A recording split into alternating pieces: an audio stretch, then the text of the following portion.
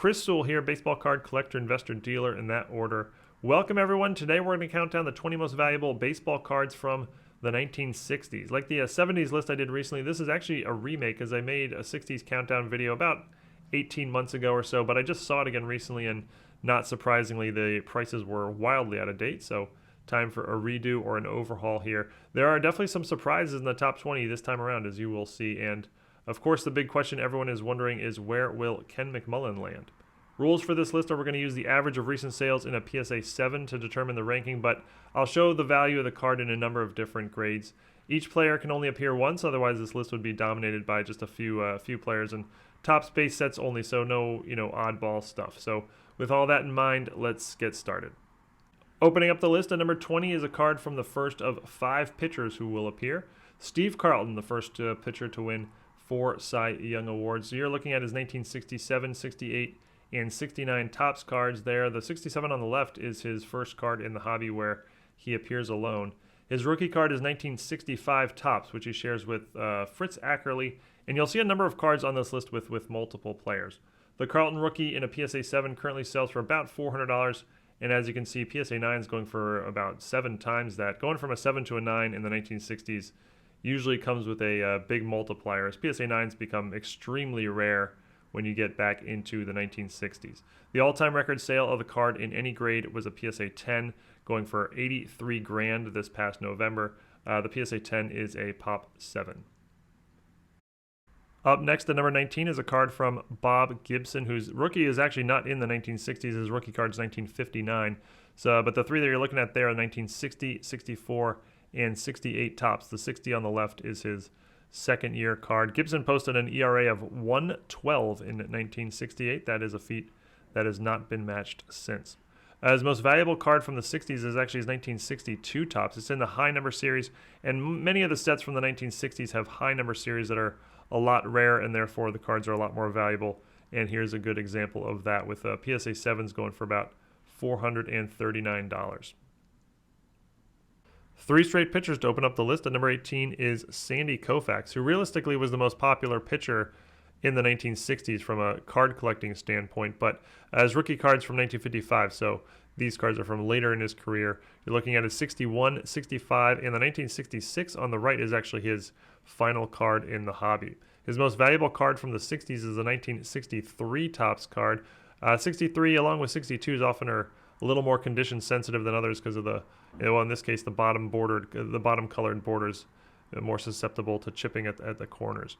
PSA 7s currently go for about $537, and the all-time record sale is a PSA 9. There has never been a sale of a PSA 10. Number 17 is one you may not be expecting, but it's a card of Bob Uecker, who did not have a particularly impressive career in the majors, but went on to be a famous broadcaster and later a famous comedic actor, starring in some sitcoms and also in movies, and including in Major League, in which he has one of my favorite movie lines of all time. Vaughn into the windup in his first offering. Just a bit outside. He tried the corner and missed. The 3 cards there is 1963, 1964, and 1965 Topps, but his most valuable by far is his 1962 Topps, in which he appears on a rookie parade card that features 5 players. He is the star value of this card here. It also is in the high number set, so this card has a lot of things going for it. $560 current going rate for a PSA 7, and a PSA 9 recently fetched 22 grand. Number 16 is someone who seems like he should be higher on the list. In fact, he finished number 1 on the early 70s list I did recently. It's a card of Roberto Clemente, Bob Clemente, as he's shown on his 1960s Topps cards, which seems kind of silly, as I've never once heard anyone refer to him as Bob in my many years in following baseball and in the card hobby. But 1960 Topps, 65 Topps, and 67 Topps there. One of the most popular players of all time. Finished with 3,000 hits exactly, and tragically passed away in a plane crash while he was still active. His most valuable card from the 60s is his 1963 Topps. That also appears in the high number series, and again, a condition sensitive card, often coming with surface issues and corner dings down at the bottom in particular. PSA 7s going for just short of $600 today.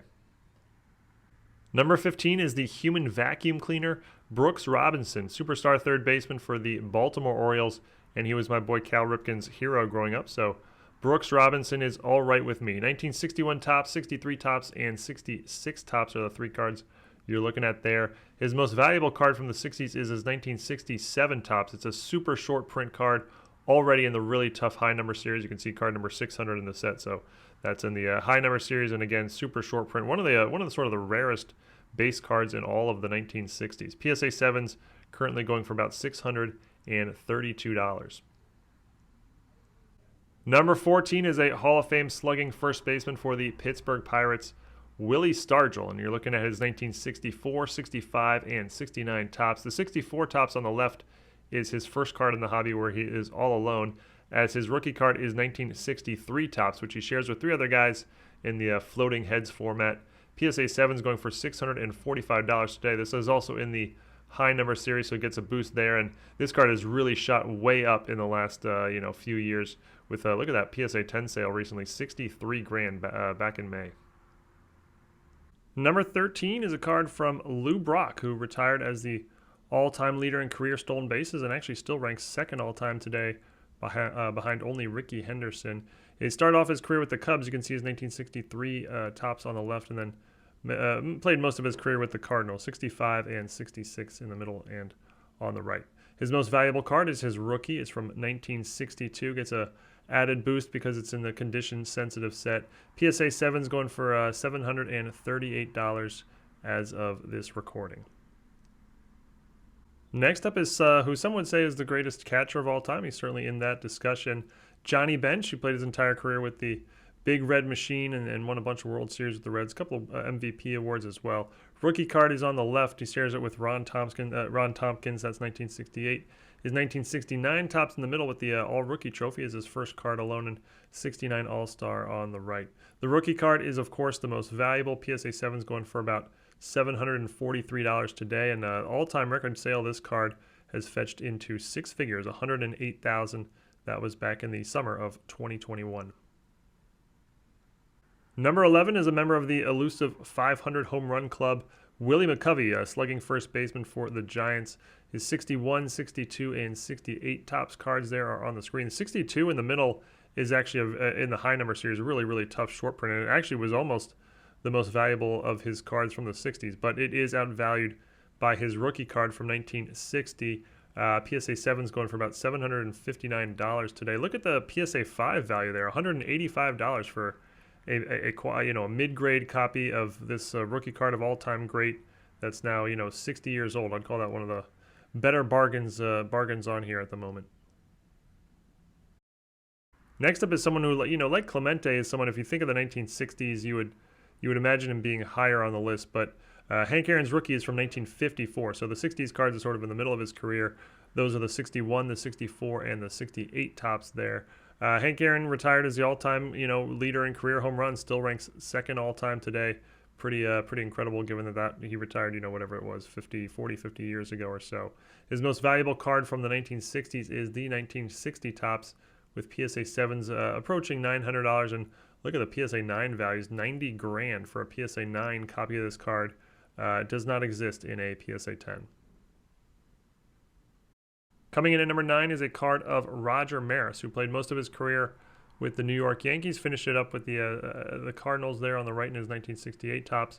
His 1960 and 61 are on the left and in the middle. The most valuable card he's got from this decade is the 1962 Topps, which has a lot of things going for it. First of all, condition-sensitive set to begin with. It's also card number 1 in the set, which adds a lot of condition issues. And then on top of that, the 1961 season is one of the most significant in baseball history, as Roger Maris and Mickey Mantle were both chasing the single-season home run record, and Roger Maris ultimately got it with 61 home runs, surpassing the Babe Ruth's 60 total from 1927. So that's a record that had stood for close to 40 years.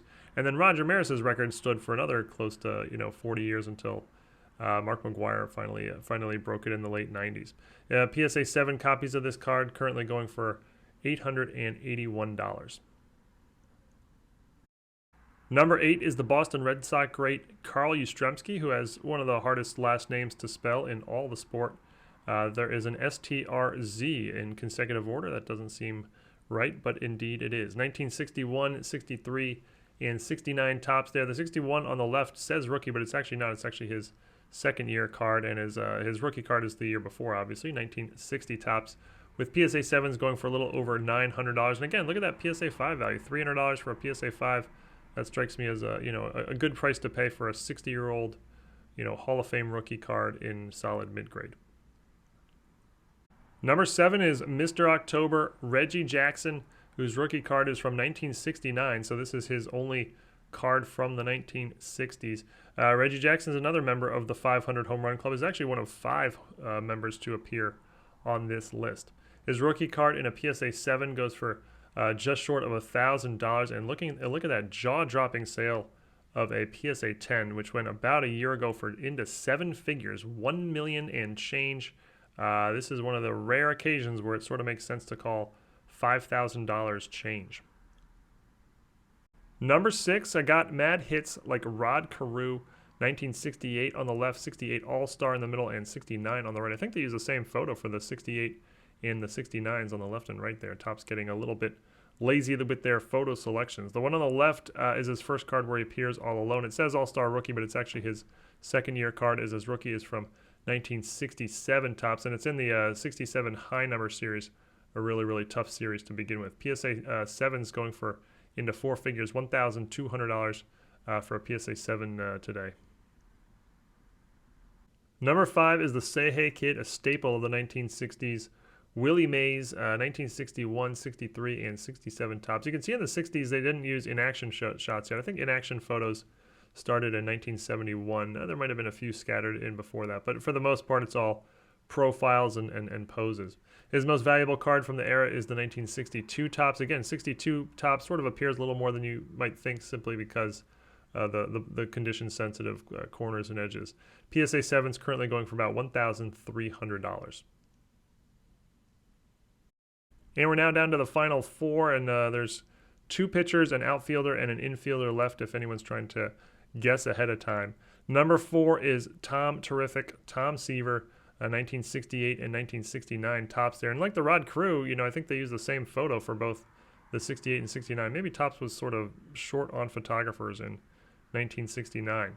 The 68 on the left has the All-Star Rookie, and that's also his first card where he appears all alone, as his rookie card is the year earlier, 1967 Topps. And like the Rod Carew, it's in the very, very tough high number series from 1967. PSA 7 is going for over $2,000 today. And look at the PSA 10 that sold back in April for $344,000. Coming in with our bronze medal at number 3 is Mickey Mantle. And if we allowed duplicate players to appear on the list, Mantle would have taken 8 of the top 20 spots, as he is the king of the 1960s and the 1950s baseball cards for that matter. His 1960, 65, and 69 Topps there. The 69 on the right is actually his last card in the hobby. His most valuable card from the decade is, again, the 1962 Topps. Again, the borders are condition sensitive, giving it a boost in sort of mid and higher grade. PSA 7 is going for $2,800 today, and PSA 9s, you can see, will cost you multiple 6 figures. No PSA 10s exist of this card. Number 2, like Tom Seaver, another starting pitcher for the 1969 Miracle Mets, Nolan Ryan, and that is his 1969 Topps card there. It's his second card in the hobby, and it's also the first card where he appears all alone. Ryan's the all-time leader in career strikeouts, and he's certainly the most popular pitcher in the 1970s, at least in the baseball card world. His rookie card from 1968 is one of the most iconic in all the hobby. He actually shares it with Jerry Koosman, who had a very solid career himself, but Nolan Ryan is the driver of the value here. PSA 7 is going for a little under $3,000. PSA 5s will cost you just over $1,000, and you can see a PSA 10 sold for well over $500,000 about 6 years ago. That would certainly fetch well into 7 figures today, as it is a Pop 1. And number 1, Ken McMullen does indeed take the top spot, but he shares the card with Pete Rose, who is the all-time career hits leader, retired in 1986 and still owns that record. Pretty incredible some 35 years later. 64, 65, and 67 Topps there. Played most of his career with the Cincinnati Reds and the Big Red Machine, but played some seasons with the Phillies towards the end as well. His 64 on the left is his second-year card in the hobby, and you can see it says the All-Star Rookie Trophy, but his rookie card is from 1963 Topps, the floating heads and he shares it with Ken McMullen and 2 others. PSA 7's currently going for $4,500. And look at the PSA 10, 717 grand. That was back in 2016, some 6 years ago. Today, if that was put up for sale, it would certainly fetch seven figures, and probably multiple 7 figures. So that's your top 20. Here's some list tidbits for those of you who like tidbits. There were 12 rookie cards included in the top 20, and 8 of them featured multiple players. That's obviously a staple of the 1960s. And look at that last one. There were 17 Hall of Fame rookie cards that were not included in the top 20, couldn't even make the cut. That gives you a sense for how much sort of, star power there was in the 1960s. Here are the 17. These are all Hall of Famers, and these are all rookie cards, and none of these could crack the top 20. Some big names here. Jim Cotton, Tony Oliva just made the Hall of Fame recently. Joe Morgan's on there, all time, maybe the best second baseman of all time, and a bunch of other all-time greats, but the rookie cards could not crack the top 20. Got a trivia question for anyone who wants it. It is, who are the only 2 on this list who are not in the Hall of Fame? Obviously not counting, the secondary guys on some of the multiple player cards. But here are the 20 cards, so you can take a look and try to figure it out. You can leave your answers in the comments, and I'll let you know if you got it right. But that's it. Thank you everyone for watching, and hope you enjoyed. I will do a 1950s list like this at some point in the near future, so look out for that if you like this one, and see you again real soon. Thanks everyone.